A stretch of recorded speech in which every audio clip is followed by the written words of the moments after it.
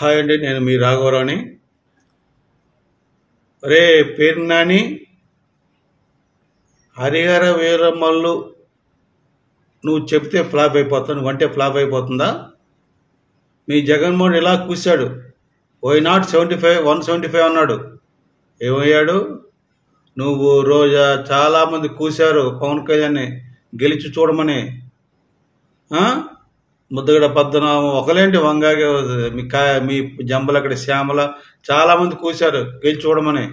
పిఠాపురంలో మీరు ఇంటికి 1 కిలో బంగారం కూడా ఇచ్చారు. ఆ సంగతులు మాకు అన్నీ తెలుసు. ఎన్ని చేసినా ఆయన గెలుపును ఆపలేరు, ఆయన మీరు ఏమి చేయలేరని కిందటి సంవత్సరమే రుజువు అయిపోయింది. ఇప్పుడు వచ్చి నువ్వు ఫ్లాప్ సినిమాకి ఎందుకు అడావడి చేస్తున్నావు అంటున్నావు. అది ఫ్లాప్ అయ్యేట్టు నిర్ణయించేది నువ్వు కాదురా. నీకు ఎట్లా 11 సీట్లు ఇచ్చారో ప్రజలు, ఆ ప్రజలు నిర్ణయిస్తారు వాట్ ఈజ్ వాట్ అనేది. పవన్ కళ్యాణ్ గారి సినిమా నీకు తెలిసో తెలియదో అది ఫ్లాప్ అని మీరు ఎంతమంది ఎన్ని రకాలు కూసినా అది నిర్మాతలకు డబ్బులు తెచ్చిపెట్టే ఒక సునామీ లాంటి వ్యక్తి పవన్ కళ్యాణ్. ఆయన ఇన్ని సంవత్సరాలుగా ఇన్ని ఫ్లాప్లు వచ్చినా మీ లెక్కలో మీ దృష్టిలో అవి ఫ్లాప్, కానీ అది ప్రతి నిర్మాతకి డబ్బులు ఇచ్చినాయి. అది పవన్ కళ్యాణ్ గొప్పతనం. మీరు థియేటర్లు ఆపి 2 రూపాయల టికెట్లు అమ్మించి తహసీల్దార్ని వీళ్ళందరినీ పెట్టినా కూడా ఎంత చేసినా ఆ సినిమాలని అపజయం లేకుండా చేయలేరు మీరు.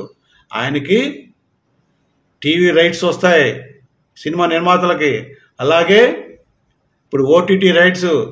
పవన్ కళ్యాణ్ సినిమా అంటే కోట్లు, 100 కోట్లు, 150 కోట్లు ఇచ్చి కొనుక్కుంటారు. అది ఆయన కెపాసిటీ, ఆయన ఖ్యాతి, ఆయన గట్స్. నువ్వేట్రా తొక్కలో ఏదో నువ్వు ఫ్లాప్ అయిపోతుందా?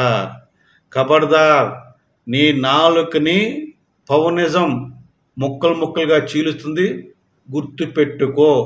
త్వరలో ఉప ముఖ్యమంత్రి పేషి పంపిన నోటు పూర్తిగా చదవకుండానే జగన్ పెంపుడు కుక్కలాగా మాట్లాడి ప్రజల యొక్క చీత్కారాన్ని పొందుతున్న దరిద్రమైన మాజీ మంత్రి నువ్వు ఒక్కడవే ఎదవా, నువ్వు ఒక్కడవే.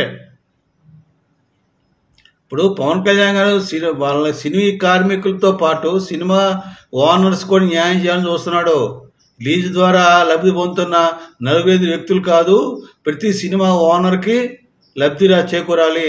సినిమా టికెట్ కొనుక్కున్న టికెట్ కోసం ఆ యొక్క సినిమా చూసే ప్రతి వ్యక్తికి కూడా సినిమా థియేటర్లో సౌకర్యాలు ఉన్నాయో లేవో చూడాలి. అక్కడ థియేటర్లో అమ్ముతున్న తినుబండారు రేట్ ఎట్లా ఉన్నాయి, తినుబండారాలు అవి నాసిరకంగా ఉన్నాయా, మంచిగా ఉన్నాయా, వాటి టెస్ట్ చేయాలి.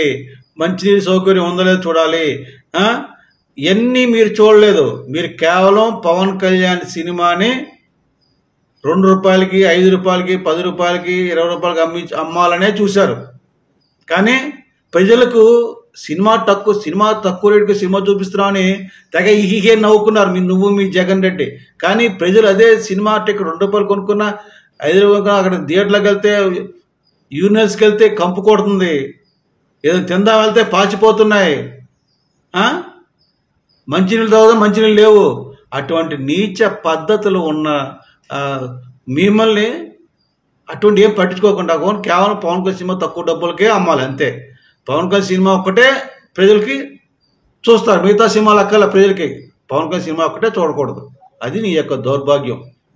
తర్వాత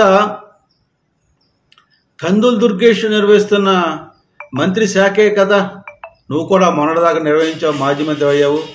అటువంటి వెలగబట్ట విషయం మర్చిపోయి పిచ్చి కూతురు కూస్తున్నావేంటరా? నీ మంత్రి పదం మీద నేను తిట్టుకుంటున్నావు అంటే నువ్వు ఎంత దిగజారిపోయావో, నీకు ఎంత పిచ్చి పట్టిందో అర్థమవుతుంది. అందుకే ప్రజలు అనుకుంటున్నారు ఇమ్మీడియట్గా ఈ యొక్క పేరుని నాని ఎర్రగడ్డకి వెళ్ళి చూపించుకుంటే మంచిదని అని అంటున్నారు. కనుక తొందరగా వెళ్ళి ఎర్రగడ్డకి ట్రీట్మెంట్ చేసుకొని అవసరం ఉందని అంటున్నారు. తెలుసుకో, తెలుగు ప్రజలు గమనించండి. ఇటువంటి నీచ నికృష్టమైన ఎదవలందరూ కలిసి పవన్ కళ్యాణ్ గారిని ఏదో అనాలి, ఏదో చేయాలని ఒక దుర్బుద్ధి తప్పితే వాళ్ళ మాటల్లో మంచిదనం లేదు. పవన్ కళ్యాణ్ నేను రాసిన నోట్లో ప్రతి విషయం రాశారండి. 45 నిర్మాతలే కాదు, ప్రతి ఒక్కరు 24 క్రాఫ్ట్లో ఉన్న సినిమా కళాకారులందరూ బాగుండాలి, వాళ్ళకి ఏ విధంగా చేయాలి, ఒక సినిమా ఇండస్ట్రీని ఒక బిజినెస్ పరంగా దానికి చేయడానికి ఎంతో కృషి చేస్తున్నాం మేమని సగర్వంగా చెప్పాడు పవన్ కళ్యాణ్ గారు. దానివైపు అడుగులు వేయాలని, ప్రతి ఒక్కరూ సినిమా ఇండస్ట్రీలో బాగుండాలని కోరుకునే వ్యక్తుల్లో పవన్ కళ్యాణ్తో పాటు నేను కూడా ఉన్నానని మీకు అంత తెలియజేస్తూ విరమిస్తున్నాను. జై జనసేన, జై హింద్.